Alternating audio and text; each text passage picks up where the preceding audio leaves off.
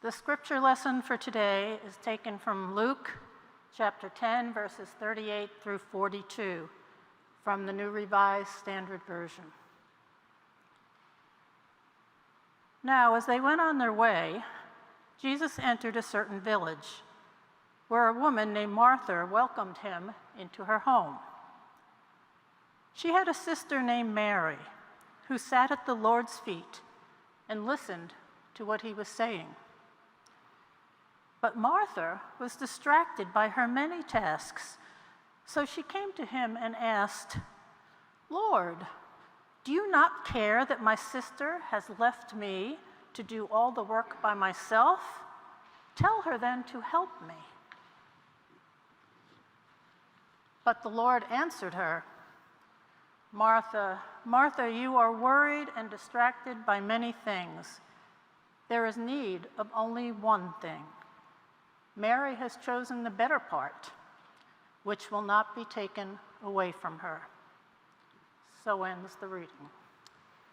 So, dear friends, the early Christians were a radical bunch.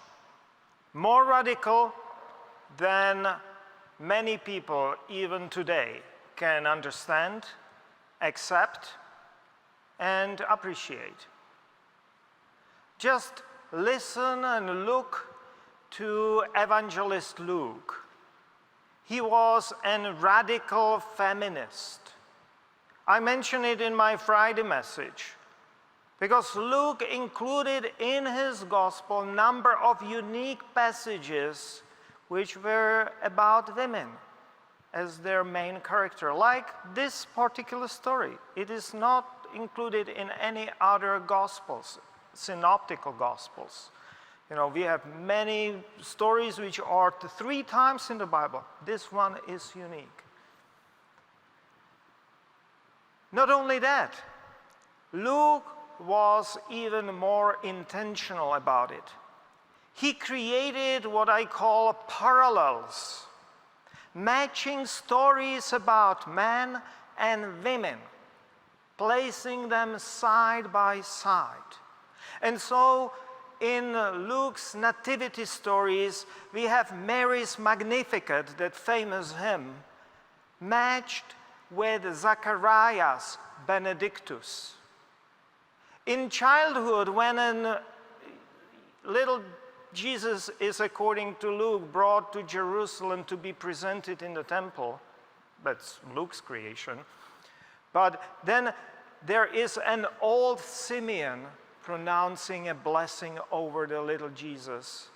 But it is matched by prophetess Anna right next to it. And then first healing is a demoniac in Capharnaum. And it is matched with rising or healing of Simon's mother-in-law. That'll be in another synoptical gospels. But then we hear about Jesus healing on a distance and a centurion, Roman soldier's servant. And it is paralleled with the rising from the dead as son of a widow of Nain. And then in parables, it is Luke who parallels the parable of a lost sheep with a parable of a lost coin, where the woman lost a coin, and then like a housewife sweeps until she finds that lost coin. Imagine God like a housewife with a broom. I preached about it once. I even had a broom behind the pulpit. Because I like it. You know, it's so irregular and so beautiful. And then stories, juxtapositioning, justified tax collector who is praying in a temple for forgiveness. And it is paralleled with persistent widow who is going after unjust judge over and over until she receives justice. Again, a unique Lucan story. And then we have lists. Of course, there are lists of apostles, of disciples of Jesus with whom he walked through Galilee and Judea. But then Luke has his own list of women disciples. In chapter 8, Jesus took his disciples and also women who were going with him and of whom many of he healed. And then they are listed: Mary named Magdalene, Joanna, the wife of Chuza, Herod's business manager, Susanna, and many others who were contributing from their own resources to support Jesus and his disciples. Now, think about it. Women feeding, caring for, and even financing that entire operation. Early Jesus' ministry. We used to have in Czech Republic, in our country, men's, being visited by a bunch of youth from Prague. And when they came, let me tell you, that was an operation, you know, when something like 15 kids or young people came, and just cooking for them and caring for them and preparing everything for them. That was a big thing. Or if you have in youth camps or something like that, you can appreciate that is a big thing. And here you have at least 12 adult disciples of Jesus, Jesus himself, and probably some other people around. And here are women caring for them and financing it. Very interesting detail and insight, peculiar just for Luke, but very likely quite close to what was an historical reality. But that was, it seems, to be the case in the early church afterwards also. Because we hear about Apostle Paul and Lydia, for instance, in Thessaloniki, or women in Philippi. And that then in early church, there were those pseudo-epigraphal writings, for instance, Acts of Paul and Thecla. Those were very close collaborators. Definitely early church knew about it. I'm not saying that those were not legends. Of course they were legends, but those legends were built upon reality on the ground. But then, with all of this, women caring for Jesus, his disciples, and then accompanying Paul, there could be a common misunderstanding, quite widespread, that women are caregivers while men are church leaders. And to fix this stereotype, Luke gives us our story of Martha and Mary.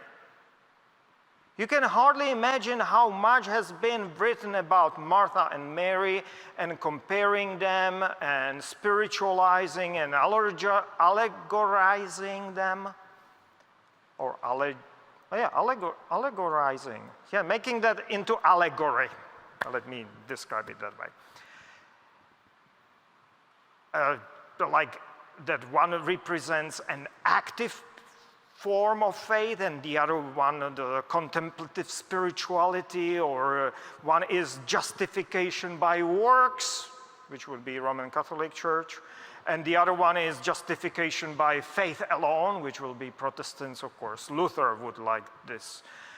As a social and political activism over against quietistic piety. Yes, all of that has been presented. These articles, books, and sermons always end up like high school philosophy essays, I would claim, with banal cliché, eventually finding that we need both active and contemplative spirituality, works as well as faith, activism as well as piety. But That is completely false result from this story. Completely false conclusion from this story. And also completely toothless when you think about it. And sterile. This story is about gender roles. I insist on it. And is best read with the preceding story about men. I preached about it last Sunday. It was Good Samaritan. Do you remember? Good Samaritan, there are those priest and Levite walking by that guy who is on the side of the road, seriously injured and not paying any attention. And only Samaritan goes by and takes care of that person. And that one is a neighbor to that person who was seriously injured by the robbers or bandits. And that way, if you compare this story about Martha and Mary with this story about those men of cloth, priest and Levite, then you realize how radical this story about Martha and Mary actually is. Because it's overturning common gender stereotypes in both of those stories. The powerful religious men, priest and Levite, are criticized and undermined, frankly, and I preached about it last Sunday. And the Good Samaritan is lifted up. And it tells us men could and should be caregivers, friends. And then is our today's story about Martha and Mary, showing us quite powerfully that women could and should be free to listen and to learn and to study and be religious leaders. It is quite close to what we later received as Universal Declaration of Human Rights, the right for education of everyone, including girls, including women. Men should be empathic enough, have the feeling for the suffering of others, like that Samaritan, should be caregivers, and women should be allowed to study and be religious leaders. It is as simple as that. Rejecting petrified gender prejudices, rejecting gender stereotypes. That is what this story is about. It is not pitting activism against pietism. It is asserting men should be caregivers and women should be students and theologians and leaders. Frankly, it goes all the way to Jesus. Luke only lifted it up.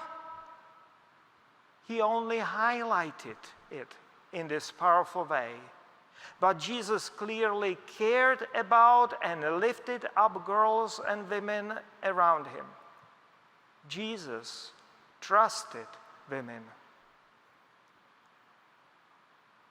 And Mary is here a type of a female disciple, student, theologian, and church leader. And it was so for first 3 or 4 generations in the church. But then it got unfortunately eroded and got lost. And for centuries and centuries, it was lost. Radical Reformation trusted women, Waldensians in Italy and in southern France, Hussites from my background among the Czechs. Women played important roles, at least in those early stages of Reformation. Lutherans and Calvinist Reformation was more timid, but at least insisted in proper education for women. it took centuries until women were ordained in our Presbyterian tradition. Margaret Ellen Tawerner was ordained in Cayuga, Syracuse Presbytery in October 1956. In my Czech denomination, 2 women were ordained in 1953, 3 years earlier. But, you know, in centuries, what it is. And the first church I actually served as a vicar, I served and I followed one of them. Eva, Reverend Eva, was my direct predecessor on that pulpit, together with her husband. But that's not all of that. There were actually occasional examples of women taking over and leading churches. In my tradition, which is more familiar to me, it was Reverend Ruzhena Opochenska, who graduated from seminary, married and church minister, but in between the wars, First and Second War, was allowed just to be a Christian educator. But then, in 1941, her husband was arrested and imprisoned by Gestapo for being involved in resistance movement against Nazism. And she took over and led the church. I was unable to find out whether she was officially ordained. She was ordained, if not officially, then by that horrible circumstance in which they were forced to live. And then I realized that's not the only situation. An underground Roman Catholic church under communism had, for instance, married priests and even married bishops. In my church in Prague, I welcomed and behind our pulpit, and I think that even we celebrated the communion together, and married Roman Catholic Bishop Jan Konzal. And in that underground church were also several women Roman Catholic priests. Should we call them priestesses? I don't know. And after the collapse of communism, the hierarchy and curia in Rome had a big problem suddenly. What to do with them? And John Paul II, the Pope at that time, of course, loved them for being anti-communists, because he was so strongly anti-communist. But his conservative streak was greatly challenged by this nonconformity. You know, married priests, married bishops, women priests. In the end, Roman Curia decided that these priests were irregular, they were illicit, but valid, and allowed them to keep their status until their deaths, but did not allow them to serve, unfortunately. But, you know, we don't need to look at those high churches like Roman Catholic Church or Orthodox Church, which would not ordain women as well. But there are still Protestant churches. Many fundamentalist and evangelical churches are, in an essence, misogynic. Even churches and denominations under Presbyterian or Calvinistic banners, some of them right here in our city and in our neighborhood. Presbyterian Church in America, here known as Redeemer Presbyterian Church, are in fact these kind of hypocrites Finding their true nature and agendas is not that easy. They are very pious, but would not ordain women as ministers, elders, or even deacons. They created a category of deaconesses. If you want to know who is who among the churches, really very easy and quick survey, just check an ordination of women. And that'll tell you a basic leaning of that denomination.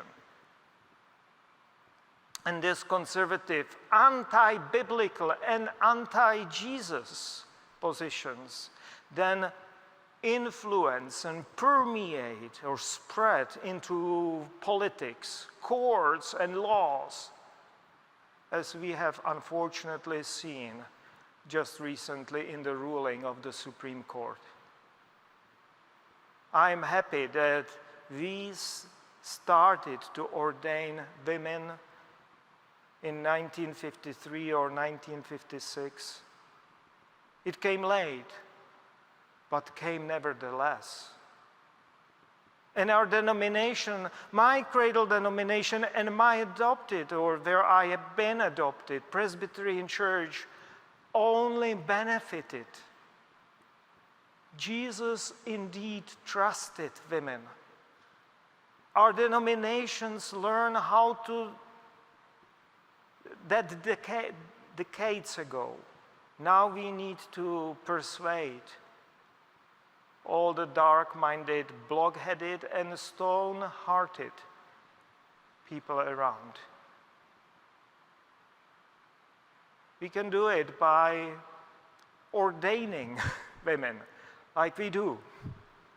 And I've been blessed by having Laura Jervis as a parish associate, and that we ordain here for the ministry of this church, Ashley. And there were many other ordained women in the work and ministry of this church. That is the best way of not, using our fingers and pointing at them, as I did, and my apologies for that. But sometimes it needs to be spelled out because people don't recognize that. But the best way is actually being joyfully who we are and doing that without apologies or without any hesitations. And that is the ministry and a beacon of this church in this place, even in as progressive and liberal place as New York City. Among the churches, it is still important. Amen.